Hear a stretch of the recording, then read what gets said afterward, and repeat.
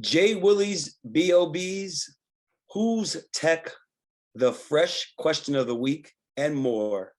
Hello, everyone. Welcome to the JWILLY Show. I am Mark Jerome, joined by none other than the ACC's best coach, Jason Williford. This show is sponsored by Reines and Rogers. We want to give a big thanks to Kevin Rogers, who's always very supportive. JWills, got to be smiling. Trending in the right direction at the right time. 3 in a row, 4 out of the last 5. On the last show, you said you guys are close. You guys are putting it together, right? And I'm not sure that all of our listeners and the UVA fans actually believed it. A lot of doubters, a lot of question marks. I certainly had questions. The locker room access crew certainly had questions when we do the pregame, halftime, and postgame show. But you really said we are close. And over the last several games, last three consecutive, 4 out of the last 5, beat the top 2 teams in the conference.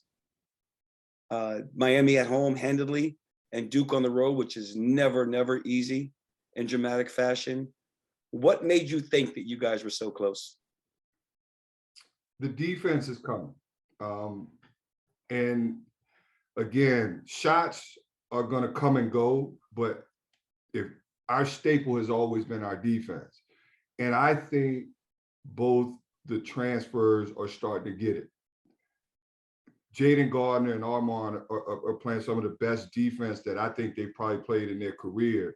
And they're getting it.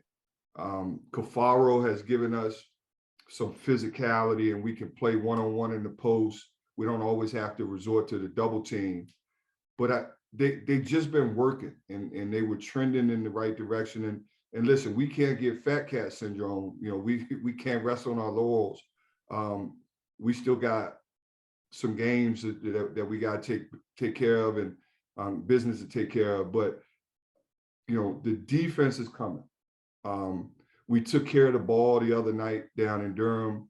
You know, like I said, shots are going to come and go, but that defense, it looks to be trending in the right direction. If we can do that, when shots fall, we got a chance against anybody. Let's talk Miami. Huge game.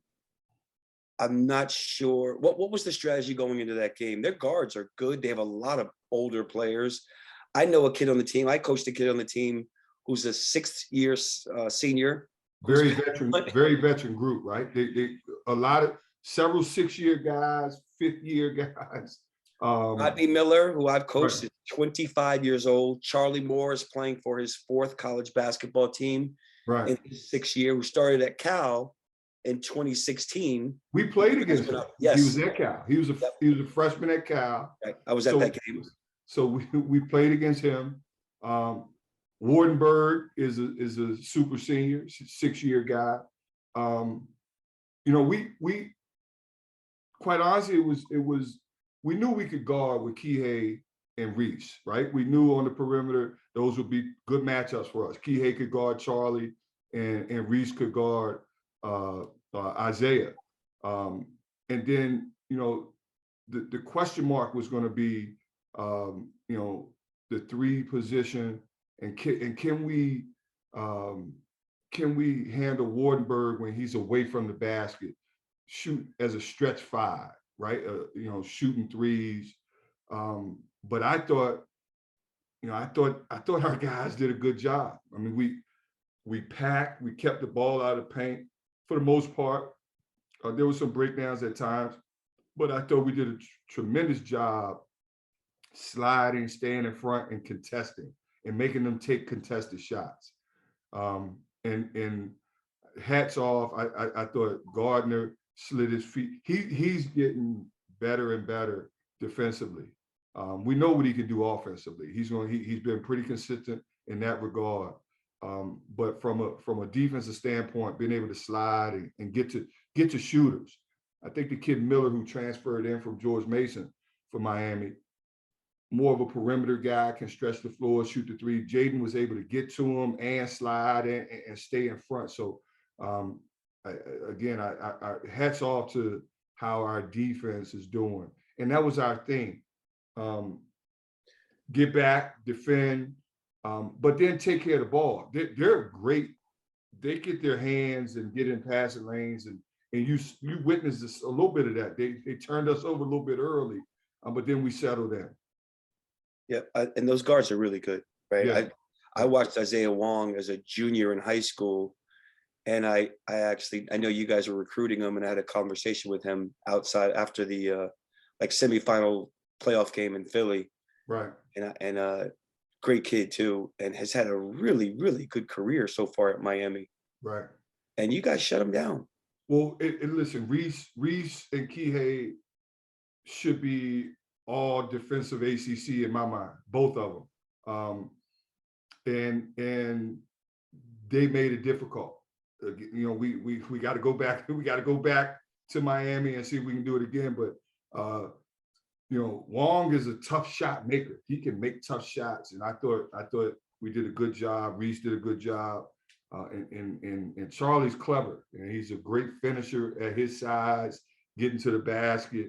You know, they make threes, but we were up for the challenge in that one. I'm smiling when you say Charlie's clever, because I can hear Dougie Fresh saying he should be more clever than everybody else at 35 years old. All right, offensively, outside of Armand and anybody else starting to hit shots, is there anything else that you guys are improving on? Yeah, I think interior scoring. I think Caden and Poppy are giving us a presence inside. They're finishing better. You know, going to the offensive glass, I thought that was huge. We got a lot of second chance points. Those guys have been tremendous in keeping balls alive, giving us second chance opportunities. And then, you know, I think Reece is there are games where he doesn't score, but then there are games where he's getting to the rim, getting layups, getting some easy ones, making a few open jumpers. I think it's coming. I think it's coming. You know, we're going to have to continue to solve the zone puzzle as teams are going to throw more and more zone at us, I think, as the year goes. But I think our man offense is starting to click. Guys are just getting a tremendous feel of where guys are and what types of plays that they can make. And so, but those two big guys have been really good. Cedric and Kafara. When you talk about, yeah, absolutely, they've been great. And it seems like Caden's playing unbelievably well coming off the bench. We talked about that on the last show. We talked about what was Caden's approach or what was his reaction to not starting anymore. He said he handled it great. Of course, he's a competitor, so he probably wants to start, but he seems like he's just been doing phenomenally well. And Poppy seems like he's improving every game. Right. No, I think they both are growing in their confidence. I think both guys, regardless of whatever role they're in, starter or not, I think both guys are just happy with the minutes they're getting and the production that they're giving us. So I think their confidence is growing. So kudos to them. They've been working. You know, it was easy to work. You know, they got extra time, you know, when it was winter break, you know, exam break. So, you know, but they continue to put the work in even with second semester starting. So, you know, kudos to them for knowing that they had to put some work in. I'm very curious to know, I should have looked this up prior to this question, what Caden's shooting since coming off the bench. He's had games where he's shooting 100%. I'm not sure. I just saw something. I'm not sure exactly what he's shooting percentage-wise since that time. But in the last two games, I think he's perfect from the field. Like, I don't think he's 11 for 11. Yeah, I think he's 11 for 11 or 9 for 9. Yeah. Yeah, in the last two games. So if he goes two more without a miss, he'll pass Isaiah. So we can knock on wood, he can make that happen. He gets to brag a little bit towards Zay next few practices. What's been their relationship since Isaiah's been there? Very good. Zay, you know, Zay's been in the trenches, been in, you know, he totally gets, he's so close to having played. Yeah, he's not that far from these guys as far as going through the wars and the rigors of ACC play and what it's like to play for us. So his experience, his his insight and the nuggets that he gives those guys have been tremendous. And he's been good. I mean, he's been an exciting part. He works directly with me in the bigs, and he's been exciting to have. And I think he's been a tremendous asset for those guys to have a resource like him. Yep. I think, as I've said it before, we'll probably always say it. I hope he's probably my favorite. Who maybe there's a 1A and 1B at times, right? So he's just a tremendous kid, and also just the most selfless player. No question. He incredible kid, and that's how he is as a person too. No Right? question. He and Dev, most selfless guys ever. All right, let's talk about the bench for a second against Miami. Is that basically the rotation that you see moving forward? Or was that before, prior to Duke, that you guys were going to go with the 7 with Caden and Cody coming off the bench? Yeah, I think those guys have kind of solidified those spots, those 7 guys with those 2 coming off the bench and giving us minutes. We inserted Malachi in the last game. I think as we go down the stretch, we probably need another.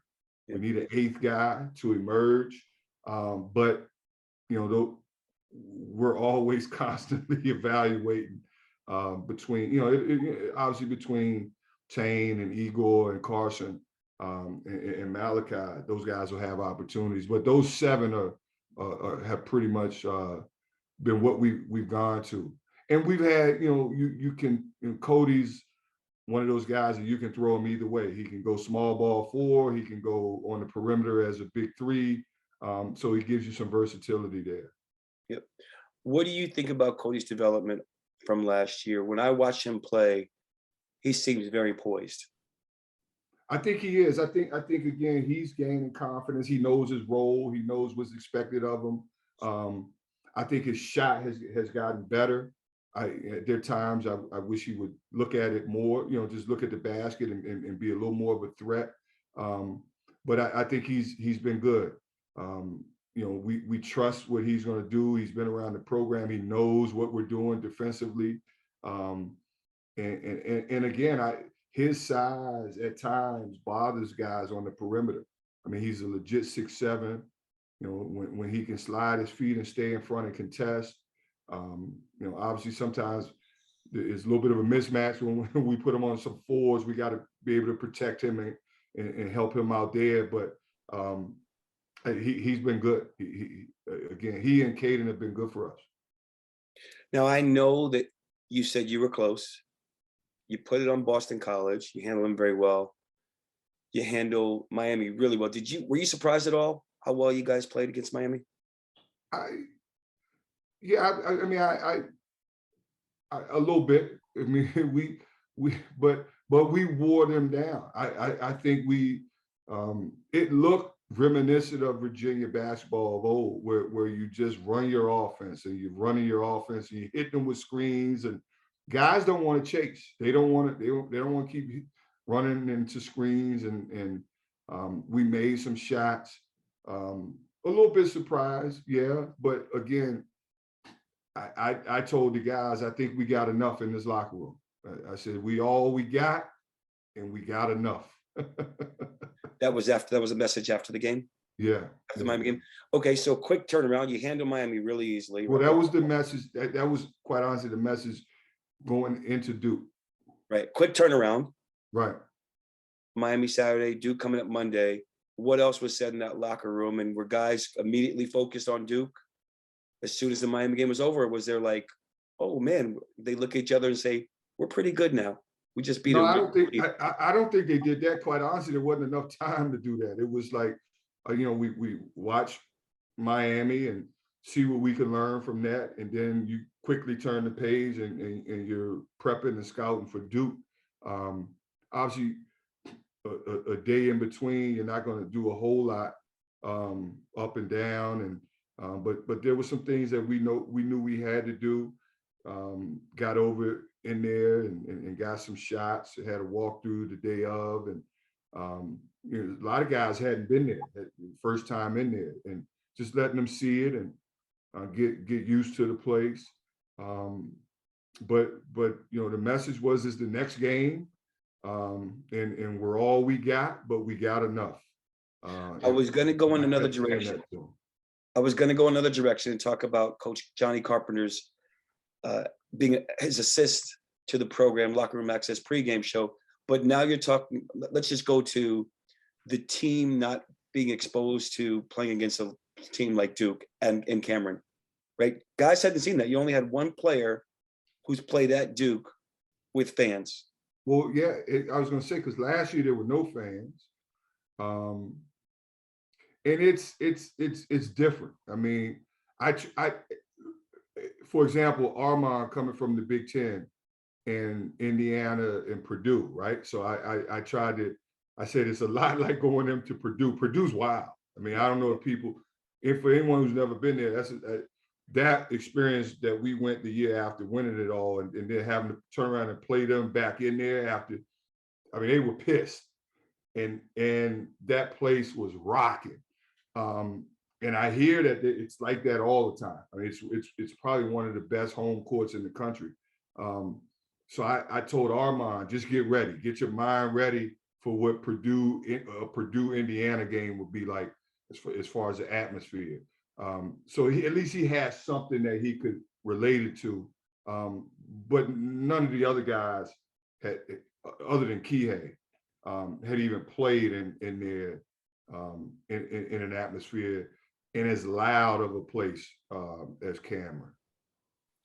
And yet, after the first 4 minutes of the game the other night at Duke, I think my initial thought was the energy from the team and the approach the team had going into Cameron was nobody looked frightened. I think they were up for the challenge. Listen, we don't often talk about it, but I think those guys know, there's some games like Duke that we have to get if we want to get to where we ultimately want to go. And so I think they knew that they were ready. And as long as we didn't turn the ball over and we withstood that first 4 minutes, I told Jimmy Miller that before he went on air, I said, Jimmy, if we can take care of the ball and withstand this first knockout punch that they're going to try to throw, I like us in this game. I like our chances. We're going to be able to play with them, but we're going to have to take care of the ball. We're going to have to get back and make them go against a set defense. And listen, 5 turnovers for the game. We did it. We did our part. I thought Kihei and Reece set the tone defensively. Reece from the beginning stripping. I can't remember who went up for a shot and just stripped him. Kihei was great on ball defense. And they certainly withstood any type of fear factor. I guess there was no fear factor for you guys, which I think even in watching the game where the last time we won at Duke, when in 2018, 19, whatever it was, the guys looked a little shook in the beginning. Yeah, I didn't think it was until after the game got going where guys gained some confidence.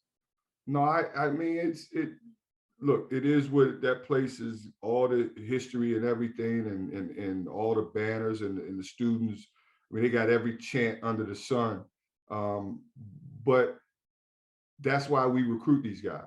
We want guys that want to come in and go against those schools, go against the Dukes and the Carolinas, and that's why they're here, and they knew that. So let me ask you, so what was the big difference in the game against UNC? What did you guys do so differently against Duke that you couldn't do against UNC? Our defense is much improved,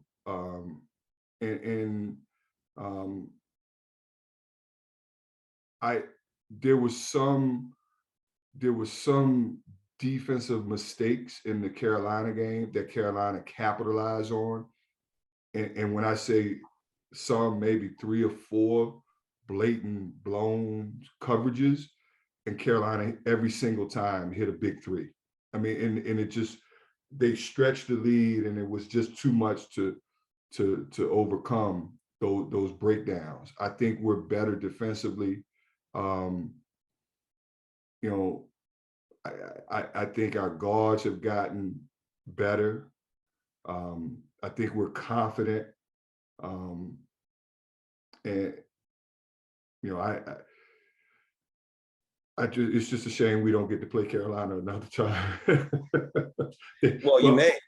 But hey, yeah, but Mondo kicked our butt. That Yeah. was the one spot where I thought we weren't prepared, and we didn't handle that position well. But conversely, I think both Caden and Poppy have come a long way since that game. Talk about Poppy. he, he impresses me every game. I think in the Duke game, I think if he squared his shoulders a little bit more early on, I think he has like 6 more points. Right? He just played tremendously, and his strength, his level of strength is superhuman. He had his hands full though. Big Mark Williams has gotten a lot better. He's improved his game, and he is long. Yeah. I mean, like trying to score over, around. I mean, that's a long drink of water. But kudos to Poppy, did not back down. We'll talk about Mark Williams' length when we talk about JWILLY's BOBs in a little bit. The image I have of Poppy, and it may always have a Poppy, is when I think it was Mark Williams threw the ball off of him out of bounds, baseline. Poppy did not flinch. Right. That looked like that. You know what that reminded me of, Mark? I know what you're gonna say. The Kobe Barnes, Matt Barnes. Matt Barnes thing where Kobe's like, yeah, whatever. Yep. And he does the ball, and Kobe didn't move. That's like, exactly what it reminded me of. That doesn't faze me. Right. So every game we show on Locker Room Access, or the pregame show, we have a brief conversation with Johnny Carpenter, and he talks about the keys to victory. And he mentioned the keys to victory versus Duke. One of them was Duke plays great 3-point defense. UVA has to be very efficient from mid-range and paint touches. And I believe, I'm not mistaken, the number I got was you guys had 52 points in the paint. That's tremendous. Absolutely, considering that Mark's one of the better shot blockers in our league. If he's not first, he's got to be up there. Caden's got to also be up there somewhere. But yeah, and we were able to touch the paint. You know, I thought those two did a good job. And then when they went zone, we were able to, you know, guard there a little bit in the high post, some of those floaters. We got behind the zone, some dump downs for some dunks. Kihei's dribble penetration and drawing guys and passing it, I thought was tremendous. You know, if we could just make 1 or 2 more threes, you kind of give yourself a little bit of a cushion. But we got good looks, and we hit a crazy shot at the end. I was concerned about offensive rebounding after watching Duke annihilate North Carolina. Well, that was the emphasis, Mark. Like you know, you've been around. You know the program. Transition defense and defensive rebounding. We got to be A's in those areas, and so we always harp on defensive rebounding. Got to keep those guys off the glass. But what we did a tremendous job of going to the offensive glass. I thought we did a good job of keeping some balls alive. But for us, that's always a staple. Yep. Defend, contest shots, and then limit them as much as you can to 1 shot. And I want to say at halftime, I thought you guys had 6 offensive rebounds and Duke maybe had 5. I think it ended up 13-11. It could ultimately. Be. Yeah. It could be. And then and some of those were, I just thinking about it, I vaguely remember couple of those were some air ball misses that are always hard to rebound. You're kind of out of position, you're boxing and, so I know Armand was switched on Apollo one time and it was an air ball. He did a good job fighting him in the post, but the ball doesn't hit the rim. And so, he gets that hot one. So some of those are tough. One of the other keys Johnny Carpenter said was going to be critical was slowing down Banchero and Griffin, who are responsible for about 56% of their shots. I think Banchero ended up with 9 and Griffin 2. And so our matchups for those two guys were the 2 transfers. And that's what I'm telling you. I think they're coming. I think those guys are getting it. Gardner, probably his best game to date as far as sliding his feet and staying in front of the ball. Armand did a good job guarding Griffin. We contested most of his shots. I didn't know this, but Paolo only took us 1 shot in the second half. Now we also, there were times when he went down in the post that we had to go get it out of his hands. So there was some double teaming of him. He was a point of emphasis, but I thought those 2 guys did a good job. Yeah, great job. And one of the things that I think people talked about, or one of the question marks I had about Jaden Gardner was, how was he going to handle playing against guys athletic, 6'9", 6'10", 6'11", 7 feet, right? And he's proven it doesn't matter. But I told people that when we first got him, like, I know he's a little undersized. He's been that all of his life. He's figured out how to score. He did that in the American Conference. He did that against some good teams in the American Conference. So nothing's going to change. I mean, he'll figure it out. It was just a matter of getting accustomed to what we do and how we play here in Virginia. I mean, shot fake. He's got fadeaways. He can draw draw fouls. He creates contact. This isn't new to him. I mean, he's been that size for a while now. So, he was going to be okay. The concern was going to be, can he rebound and can he keep those guys off the glass and do that at a higher level? Well, he's been pretty good. Yep. Game is going fairly well for UVA, for you guys, right? And then all of a sudden, Caden gets popped in the mouth, and there's some words and exchanges, and there's a bench tech. There's a technical foul call, and for the record, it was a bench tech. I know people were sending me texts like, "Jay, way to go." It was not. It was a bench tech on the UVA bench, not Coach Williford. Okay. What did Duke say that got them a tech? It was the heat of the moment, very competitive game. It was just a fiery confrontation between 2 competitive programs. Let's just say we had our guys back.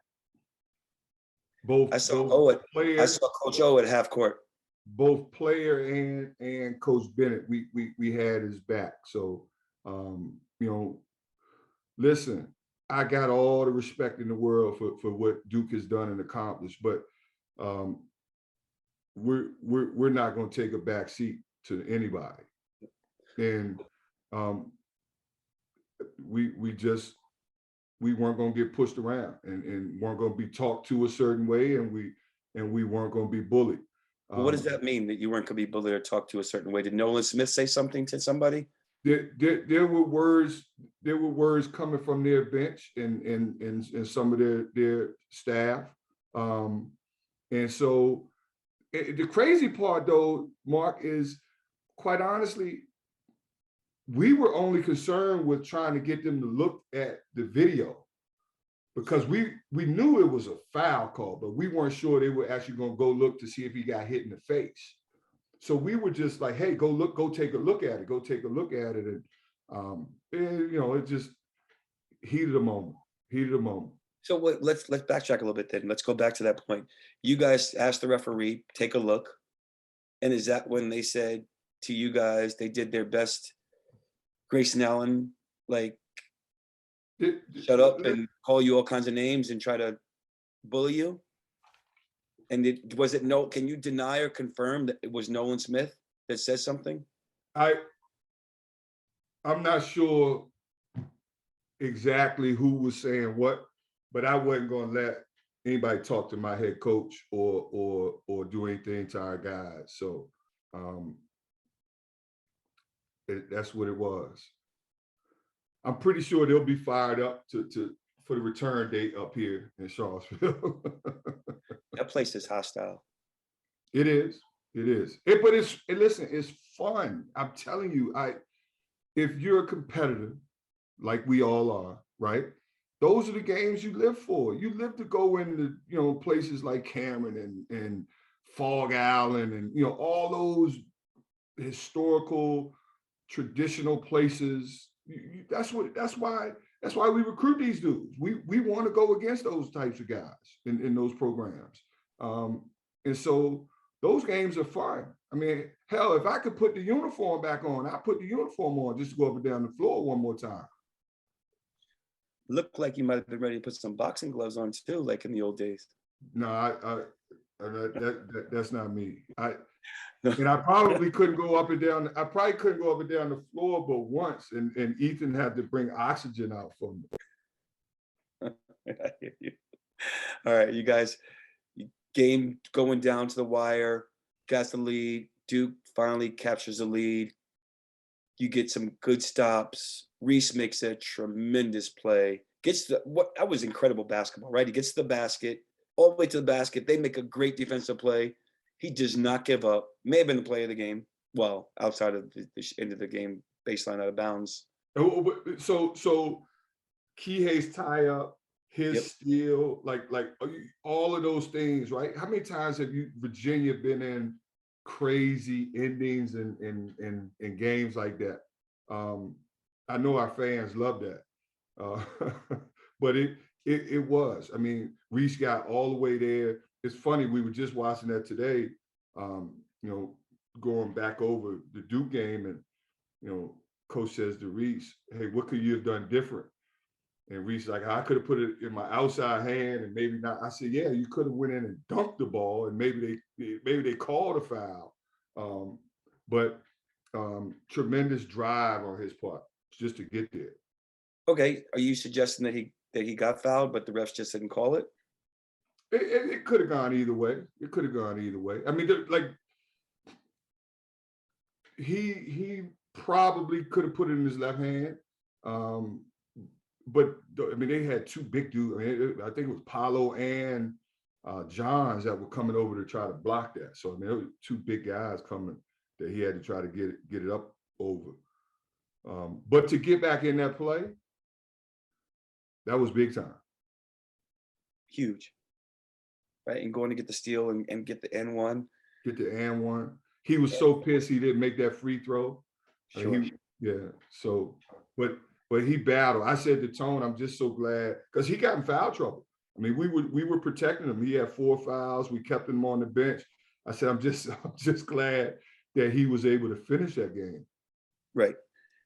So you get a couple of stops, and before we get to the last play, you just brought up he was in foul trouble. So I want to talk about that for 2 seconds. Malcolm Poindexter plays 14 minutes. Malachi. I'm sorry, Malachi. Yeah. I do that up too often, mentioning his dad along the way. Yeah. Malachi comes in and plays great. Why Malachi versus Tane versus somebody else? I think he's earned our trust in practice. Just handling the ball, being able to guard on the perimeter. You know, just the matchup, in this particular game. But he did a good job. I thought his minutes were tremendous. He was able to give Reece a blow. We were able to protect him and keep him on and do a little bit of that with him sitting. And obviously Cody gave us some minutes there as well. But he's kind of earned that in his daily, what he's done daily. Great to hear. And I was correct in my memory, which I'm not always. Caden was 8 for 8, 16 points. Mm-hmm. Tremendous. Just big time play after big time play. All right. Getting down to the last seconds of the game. Ball goes out of bounds. Baseline out of bounds play. And I know for years, you've been the designer of the baseline out of bounds plays for the most part. Mm-hmm. Everybody wants to know what JWILLY drew up. Was that the actual play? Or was it a missed assignment by Duke and Reece just made a really smart play to get open? Or was JWILLY like, Mark Williams is going to forget about Reece? So I'll give away the secret. We ran a play before that. We had a timeout. There was a play we were trying to run and with Kihei taking the ball out of bounds. Right, it was a different inbound play. And I want to say the possession prior to that, Mark wasn't on the ball and they matched up just man to man. And then coming out of the timeout, they put him on the ball. So we had to burn the timeout and change the play. And Mark, again, being 7'1", 7'6" wingspan or whatever the heck he's got, trying to inbounds the ball is a task. So we drew up a play. It was actually to get Kihei the ball. They switched everything, slip, see what was at the rim, get Kihei the ball.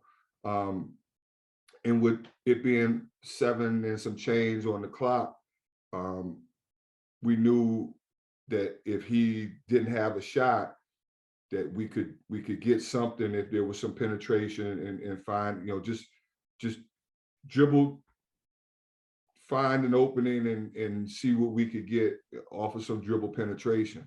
Well, they switched and they got confused on their matchups, and Mark goes back to the big after Kihei dribbles out. And I think he and Roach end up guarding the same guy, and Reece just kind of sneaks in behind, and Kihei luckily found him. But yeah, I would love to say that it was all me.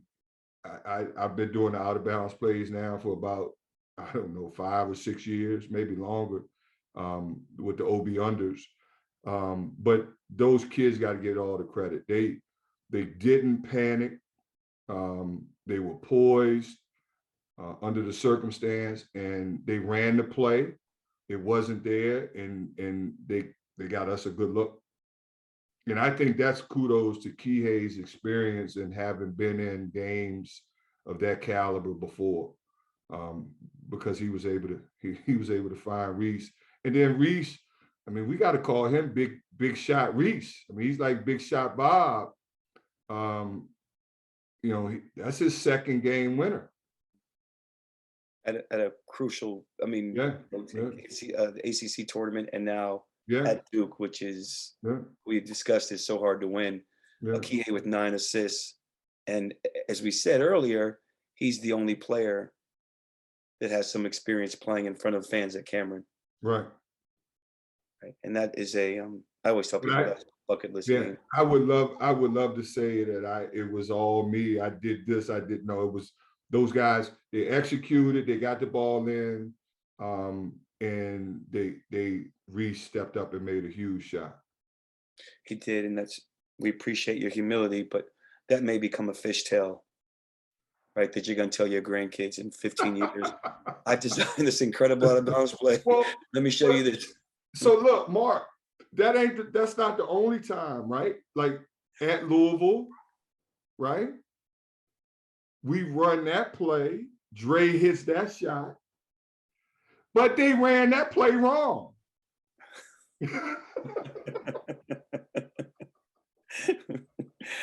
Well, you got to get the ball in bounds, right? Somehow, if the defense Right. changes, adjusts, Right. and Right. the out of bounds, baseline out of bounds plays can be really tough.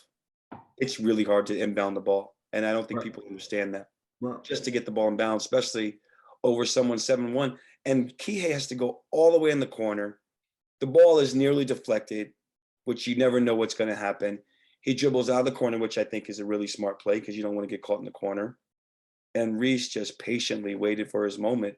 Well, that was my fear. Once I saw it go deep corner, I was like, God, they're going to trap us in the corner. We got no timeouts. And he was able to get it out pretty quick. ESPN gave you guys less than a 9% chance to win the game. What were you thinking at the timeout? Were you thinking, damn, I wish, that we were in a better situation? Were you confident the play was going to work and we were going to get a shot off? I knew I was confident the ball would get inbounded. I wasn't sure if we were going to get a shot off of the initial play, or we would be able to, if there was going to be enough time where we got a good look off of some dribble penetration. But I was pretty confident we'd get the ball in. But we've been in some game, the pit game here in Charlottesville, where we got to inbound it and then press and do some stuff. So the guys have been in those situations. They didn't panic. They've been in that situation before, and I think they just, the experience of being there paid off. All right. How much longer do we make Dougie Fresh wait? Because I know he's dying to talk about his boy. And that he's sending me text messages right now. There he is. There he is. We can't see it, Dougie. You can't see that, Fresh. Blurred out. That's how many questions I have written down. 1A, 1B, 2, 3, 4, 5, 6, 7. I'm gonna go back to the Reece shot, the game-winning shot. A, I love the action. I'm not gonna say what happened. I saw it. B, the team you guys played on Monday, they're lazy. They want to switch everything, but they're not good at it. I think you guys exploited that the entire night. That's fine. Go switch. But if you can't slide, as you always say, Jay, and you can't do it, doesn't matter. What am I at, 3 or C? You put a big man on the out of bounds guy, right? Which is smart. Did you think anybody, Nolan Smith and all his geniusness of, messing with TB, told the guy, you're guarding a guard. Once he passes the ball, you still have the guard. Am I right, Jay? No chance. I couldn't tell you what they were thinking or trying to do. Because I saw the press conferences. They're like, he misses assignment. All right, did the coach tell Jay, future reference, if you ever have Caden guarding a guard and he's got to stay with the guard, you got to be like, what big men are used to staying with the guard? Right. And he did it. I saw him. He went up. Dude, the genius of the play though was Kihei, short side as they call it, and Kihei got his ass out the corner, and he brought everybody here. Genius 2, Reece, exclamation. He hid. I did that to Duke one time. He hit in the baseline and he saw his pin, boom, change of pace, buckets, got fouled in and won, but we're not getting that. Hey, so looking at that today, he almost filled in too far behind Kihei, where Paulo would have been able to get back to the shot. Because yes, you're exactly right. He came too much. He should have leaked to the corner more. Right. He filled up. You're right. Right. Because Paulo got back in that play. Yeah, we don't see too many Bancheros and Zion, so. But he had it, I think Reece even said he didn't see him until he had it clearly off. He shoots a little bit slower, which is fine. But if you watch, Reece hid, whether it's on purpose or not, but it's really smart, and then change of pace, boom. Right. But Kihei dragging the play out was very Steve Nash, like creating space was genius. Hey, Fresh, if memory serves correct, Didn't we have a play like that against 2-3 zones? Where Yeah, we used to, yep. where you would dribble out, bring that forward up a little high and throw it in behind. Well, we would run, we'd throw it in behind, and then me or Corey or the guards would run down Baseline. below, Right, double screen, and they're all coming this way, right. and the ball goes that way. Yep. You remember that play, don't you? Oh yeah, I hit a lot. I got a lot of buckets off of that one. A couple of my few. What else I got? Well, that wasn't really a question, was it? No, I but was gonna say, Dougie, so far you up to, what are you up to? C or All right, D? no, And there's no, a real question. Listen, Virginia locker room access, social media is going crazy. We're enjoying the game like nobody's business. How do you guys let the kids? You got to enjoy Monday, Tuesday, but today's back to business. I think, right? correct. So how do you guys do that? Because, remember, Jay, after a big win, you're walking around grounds, feeling yourself, nothing better. You don't want to come down. You got to come down. So how do you guys do that? Yeah, I think that's human nature, Fresh, right? That Yeah, of course. you get a little you get a little big-headed, but that's our job, and Tone's always good at that. Like, today was watch clips of Duke. Now Duke's over, Yep. and that was before practice. And then after practice is some film on Georgia Tech, and we moved on to Georgia Tech. So it's got to be, enjoy it. It was a good win. You got to enjoy it. You have to. But we've got another one on Saturday that now we got to get ready. So we'll be back to 2 days prep, tomorrow and Friday, and play Saturday. Yep. But then we got another quick turnaround because you go again Saturday, Monday. So right. And quite frankly, Saturday is bigger than Monday. Monday that we just beat Duke at this point, Saturday's bigger. You got to explain that, I think, right? The next one is bigger, and that's where we are, right? It's the next one game at a time, and I think Kihei knows that, his experience and his leadership, but best believe we as a staff will drive that message home.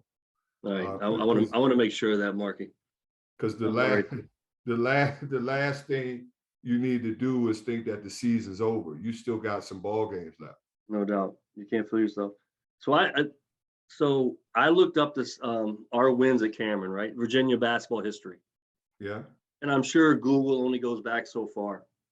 So there was one team that won, I think, 3 or 4 at Cameron, and you can probably imagine who that was in the early 80s. Who's the only person that we know that's won 4 times at Cameron, player or coach? That's won 4 times? That's won a game. So Ralph's teams, I think, won 4 times. Yeah. At Cameron against, who's the guy on TV? Mark Allery? No. Jay Billis. Billis. Those guys, whatever, light work. But we have a guy on screen right now who won 2 as a player and 2 as a coach. Am I right? Yeah. I think that's right. What I looked up. It should be 5. Of course, always. No, I'm gonna agree with that. You talking about the Grayson Allen travel? Yes, sir. Foot's on the ground. Oh yeah. But that's impressive, man. You should be proud of that stuff, Stop and smell the roses. I'm gonna interrupt your session for 1 second. All right, go. How satisfying was it for you, and maybe it wasn't at all, to beat K in Duke in his last year? I hadn't thought about it in that regard, but it was, anytime you beat them there, that's a big win. Fresh even said it. We've been in there a bunch of times. It's hard to get wins in there. But to go in there and beat them, it was huge. It was huge. We needed that game. We needed a signature win. We needed a big win. And it was good to get one. and this last time you're going to face him in Cameron. Right. Can we talk about K for 2 seconds? Do you think he is a little bit of a sore loser? Or do you think he's, he wins and loses the same way? I don't know. I haven't. As far as following his press conferences and what he said, No, just in the handshake line. Oh, right. When he wins, he's got words for some of the players, and I remember Ty's freshman year, first year, and Ty had a decent game. He hit a couple of threes, I think, and after the game, he goes to Ty and says something, and I said, Ty, what he said? He was like, I don't know. He's never had a whole lot of words for the staff, and he talks to Tony pregame, and but that's most guys. Like, hell, I wouldn't ain't much I want to say after certain games. It's just, hey, good game. But he almost scurries along like a certain animal, like after shaking hands, right? And like quick extension of the hands, doesn't look anybody in the eye when he says, line. That I don't even notice. That hell, there are a bunch of dudes that after games, they just, hey, good game, and that's it. I think I'm probably the same exact way. Jay, in our day, do we even do those lines? We didn't, right? We just play good game on the court and move on. Yeah, we had handshake lines. Did we have handshake lines? I forgot. Yeah. He was always nice to me, man, because I wasn't that good. So we probably like, yo, he's like, tell coach, tell JJ to play you more. You should be playing a lot more because All right, Doug, you got anything else? I have a lot more, but nah, that was fun, man. I'm happy. I want to forget it now, and I want to keep it going. Proud of you guys. Love the big men. They're coming, right? Move. Did we talk about this? The genius move of starting Poppy and bringing Caden in, because I think it's exactly complementary. Poppy off the bench was like going crazy. Caden starting was going crazy. You guys just reversed that shit on them, and now they're calm and calm. Calm and calmer. How's that? It's been good. And smart. And I think it's kudos to Caden for accepting that and being able to handle it the way he has. I mean, what is starting? Starting doesn't mean so much, right? Well, it depends on who you talk to. But if you get your minutes, I mean, we're not talking to Corey Alexander. It's a different story. I'm just talking about starting. Like, if you get you did that role. You started second year, third year. I think your last year you were in and out. I think. I was.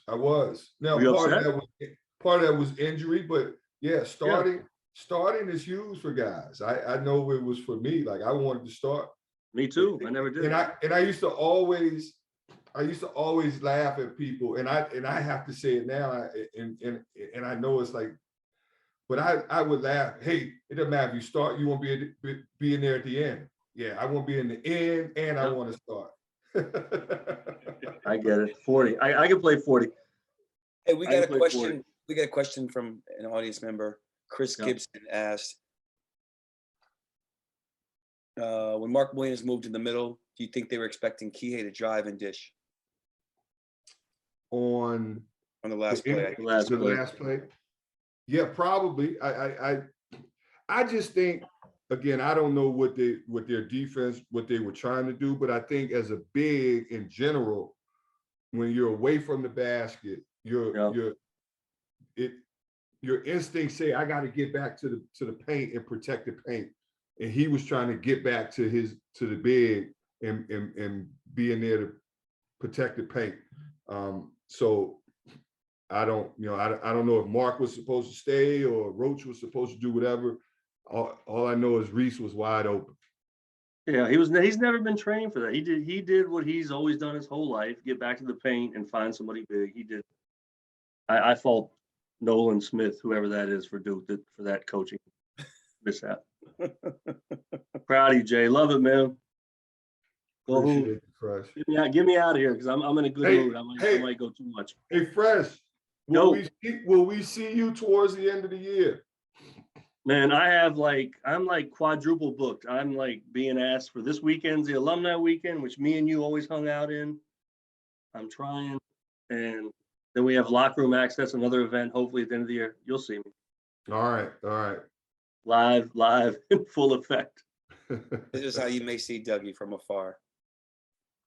Like he is on the screen right now.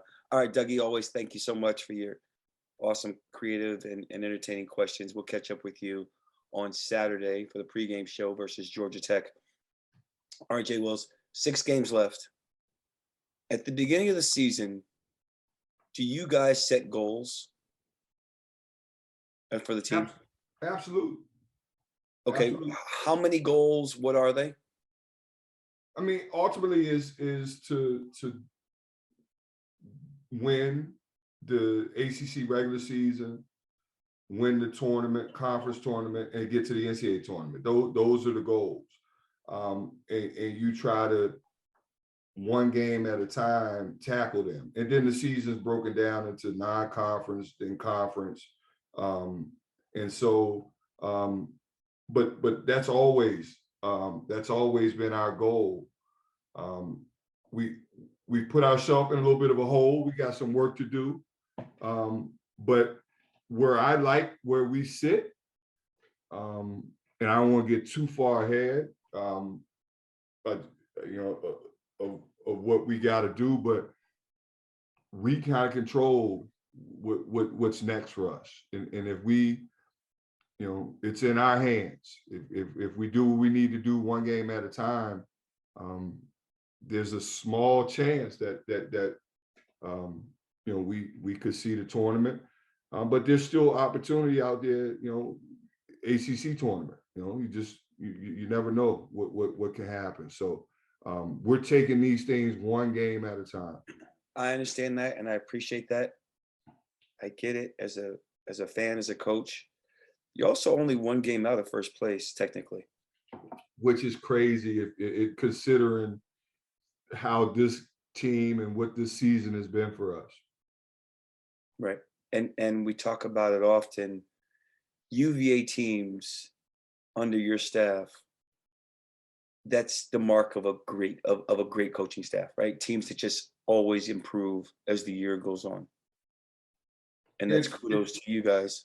It's culture. It's what Tone has built, what we tried to build. It's the culture of UVA basketball. And it's not always going to be perfect. It's not going to always look good. But at the end of the day, we think we should be in a position to be where we need to be to reach all of those goals that we set for ourselves. Right. Now, I know you talked about one game at a time, and I asked you this question a couple of weeks ago on the show.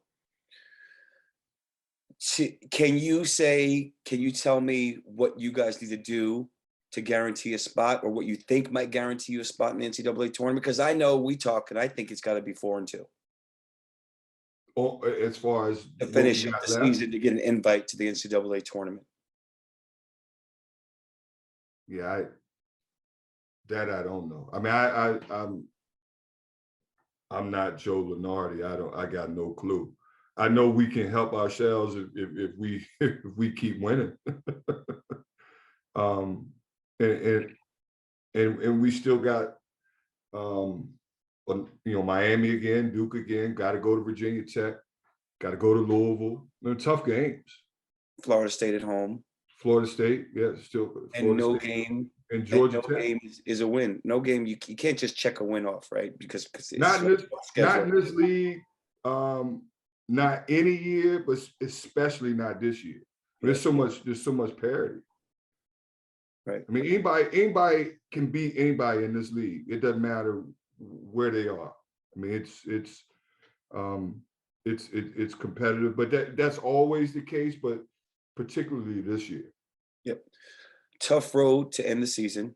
Tough schedule, right? Starting with Georgia Tech on Saturday. Absolutely. You talked about it.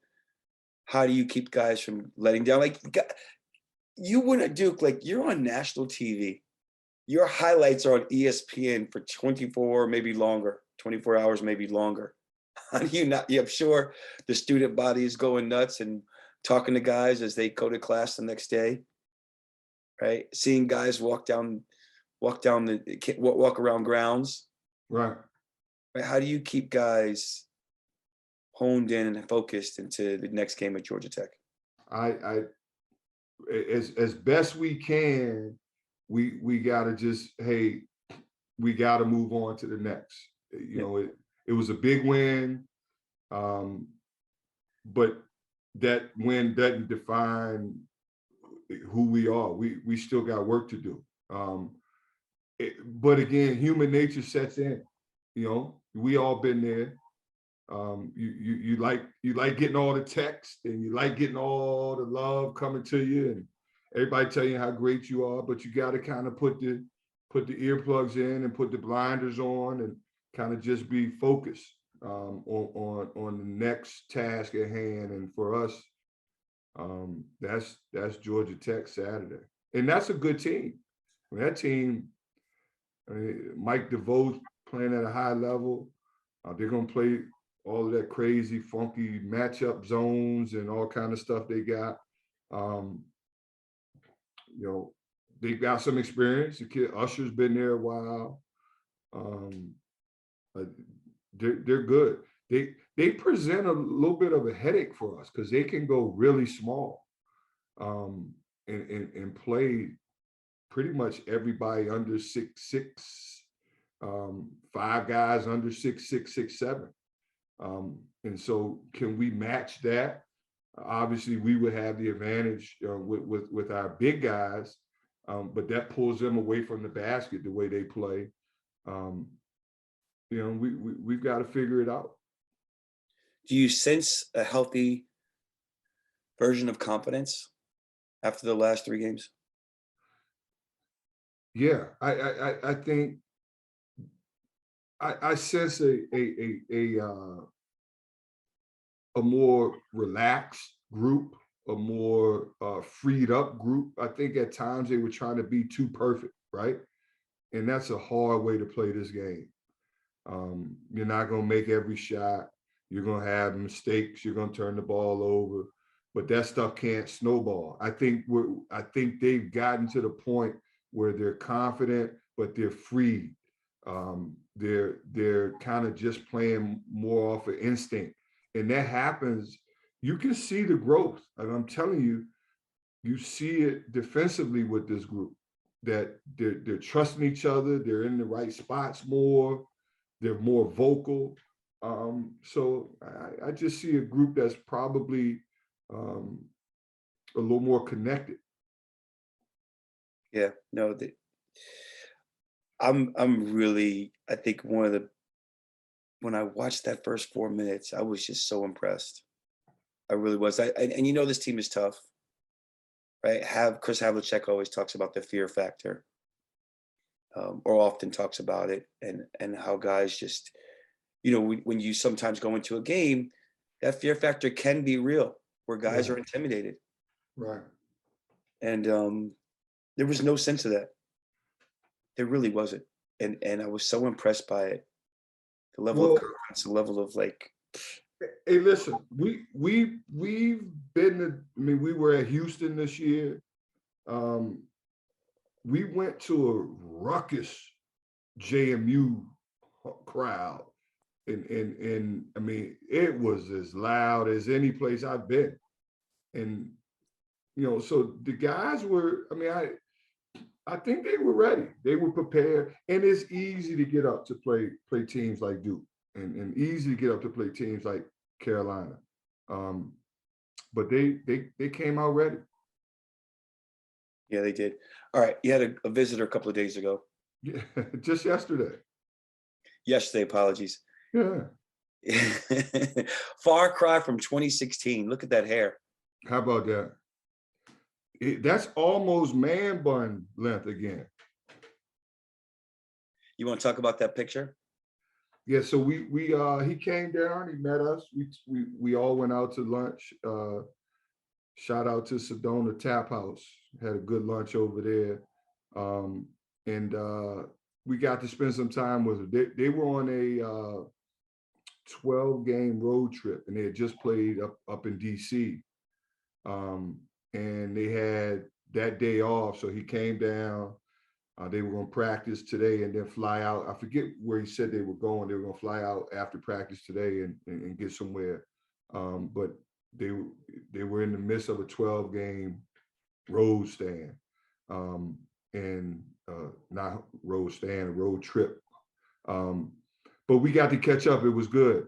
And of course, he talked about his Cincinnati Bengals and how excited he was.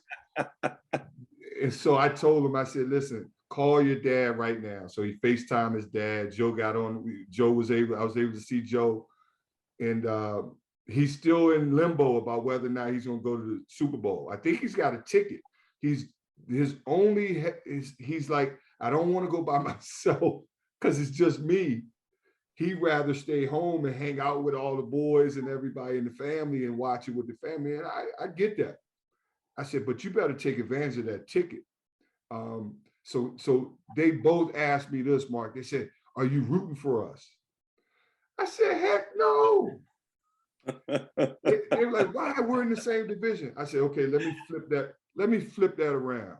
If it were the Steelers and we were going to the Super Bowl, will you guys be rooting for me? And they were like, okay, I get it, Jay. No, okay, I get it. Well, I'm glad they were honest. No, it was good to see him though.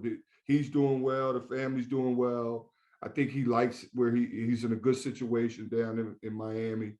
So he's excited. Incredible resilience.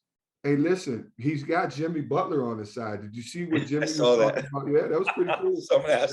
Someone asked Jimmy Butler about Kyle. Yeah, he thought it was Kyle Guy, and it was Right. they were talking about Kyle Lowry. But that's good. You got the right guy on your side. No pun intended or pun intended? No pun intended. All right. So, hey, I think that when you look at Kyle, I mean, just for him not being in the league and being in the G League and to get a 10-day and addition another 10-day and keep it going, that's incredible. No question. I'm so happy for all of our guys, to be honest. Muhammad D, him, Jay got a call up, Brax got a call up. Like those guys are living a dream, I mean, Ty and Muhammad D, how about those two together again? That's crazy. Yeah. No, I still tell people I still have dreams about playing in the NBA sometimes. So, big question for you.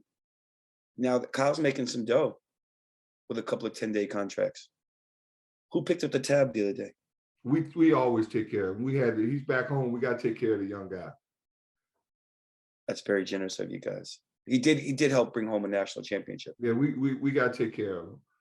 Now, when he signs that second big one, like Malcolm's got, then he'll be adding on to JPJ for us. We'll get something new in there. Okay. I hope he does, contributes to JPJ and UVA before he does the Bengals. All right, Jay Wills, so appreciate you joining tonight. It is your show, so you don't really have a choice. Good job this week. Great last 3 games. Great 4 out of the last 5. Let's keep it going on Saturday. And tell the guys they're doing awesome. By the way, locker room access, in addition to the recent showcase we had, we are putting together a summer camp. Oh, really? Oh, big time. That'll be fun. We're gonna have some of the guys come down, some of the players come down. Likely the week of July 25th. We're still working out details. Okay. Right. And hopefully when we get all the details, we'll that has to go up on here and obviously on the website. Yep, absolutely. And then we also may be doing something, locker room access show, maybe doing something, hopefully senior night that weekend. We may be trying to put a JWILLY show together live. A live show? At Reines and Rogers, yep. And then we may do a live show, hopefully the day of senior game, at least pre-game show. Okay. Couple exciting events coming up for locker room access and JWILLY. All right. You just got to keep me up. You got to keep me updated on all this stuff. Additionally, we will possible pop-up shop at locker room access pop-up shop at the Duke game. So we'll definitely keep you up. We'll definitely keep our fan base up. We appreciate all the support for the Jay Willie Show, the Locker Room Access Show, pregame show, our merch, all of our merch, and of course, Reines and Rogers for sponsoring the Jay Willie Show. All right. All right. Best of luck on Saturday. Let's keep it going. Let's get a couple more W's. Let's go 6-0 to end the season. Let's win first place. Let's win the ACC and keep it going. All right, Jay Wills, always a pleasure. We will talk to you soon. Appreciate you, Mark. See you next time. All right. Good night. Take care. Yeah.